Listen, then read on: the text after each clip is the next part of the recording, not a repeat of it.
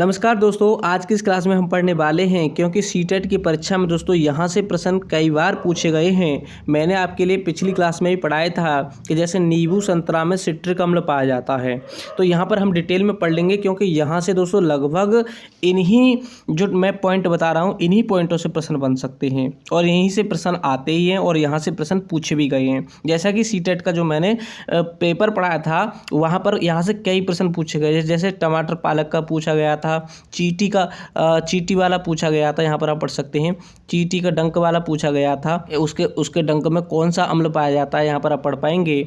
सेब में पूछा गया था, इमली अम्ल में पूछा गया था, सिरका में पूछा गया था। तो इस तरीके से दोस्तों बहुत ज़्यादा प्रश्न पूछे गए थे सीटेट की परीक्षा में।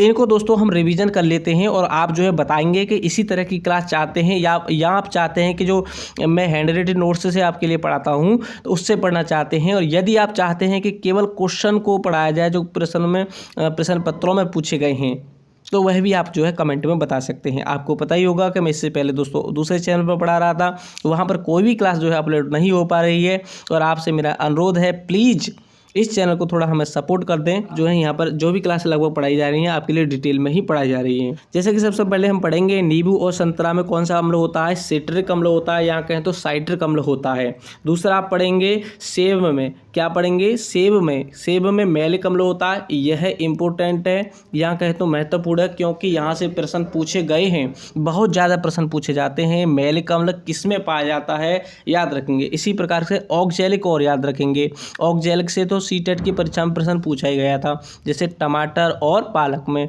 वहाँ पर सिर्फ एक ही ऑप्शन दिया गया था टमाटर, तो इसको आप याद रखेंगे पालक और टमाटर दोनों में पाया जाता है ऑक्जेलिक अम्ल।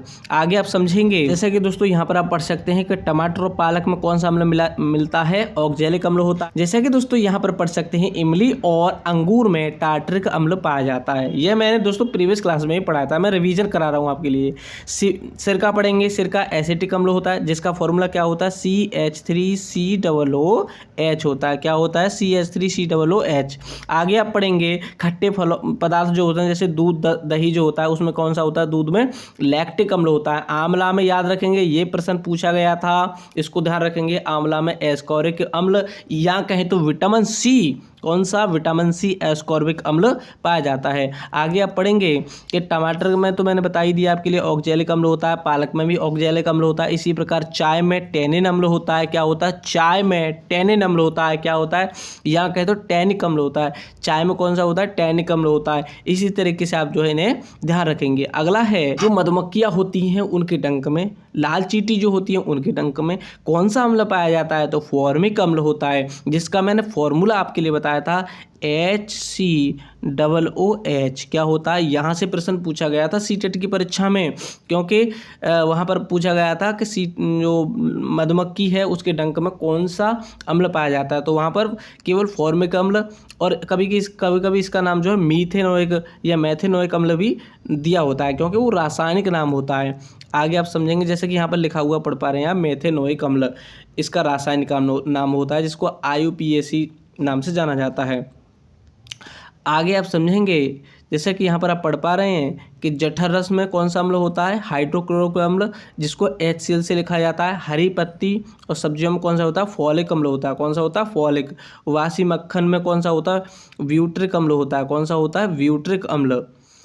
तो दोस्तों इस तरीके से आप जो है कुछ अम्लों के सूत्र दिए गए हैं, उन अम्लों को याद रखेंगे। जैसे मैंने आपके लिए बताया था लैक्टिक अम्ल, वेंजोइक अम्ल, एसिटिक अम्ल, फॉर्मिक अम्ल। फॉर्मिक अम्ल का तो अभी मैंने आपके लिए फॉर्मूला बताया था। सिट्रिक अम्ल क्या है ये भी मैंने अभी आपके लिए बताया था, तो इनको दोस्तों ध्यान में रखेंगे। आगे आप पढ़ेंगे, मैं आपके लिए रिवीजन करा रहा हूँ सिर्फ। तो जैसे कि हाइड्रोक्लोरिक अम्ल है उसका फॉर्मूला HCl अम्ल जो है दोस्तों इसका फॉर्मूला कई बार पूछा गया है, इसको भी आप ध्यान रखेंगे। कार्बनिक अम्ल है, इसका भी ध्यान रखेंगे। सल्फ्यूरिक अम्ल को तो आप जानते ही होंगे कि यह बहुत ही इंपॉर्टेंट है, यहाँ से भी प्रश्न बहुत ज़्यादा पूछे जाते हैं। और नाइट्रिक अम्ल है, यहाँ से भी प्रश्न पूछे ही गए हैं। तो दोस्तों आपके लिए क्लास जरा सी भी अच्छी लगी हो तो प्लीज़ कमेंट में ज़रूर बताना। और यदि आप चाहते हैं कि हैंड रिटन नोट्स से पढ़ाया जाए या आप चाहते हैं कि सिर्फ जो है प्रीवियस ईयर के क्वेश्चनों को सॉल्व किया जाए तो वह भी आप कमेंट में बता सकते हैं। तो दोस्तों हमें थोड़ा सा सपोर्ट करें, चैनल को सब्सक्राइब जरूर कर लें, वीडियो को भी लाइक कर सकते हैं। पढ़ाई को अच्छे तरीके से करते रहें, साथ ही अपने देश को बेहतर बनाते रहें। थैंक यू दोस्तों, नमस्कार।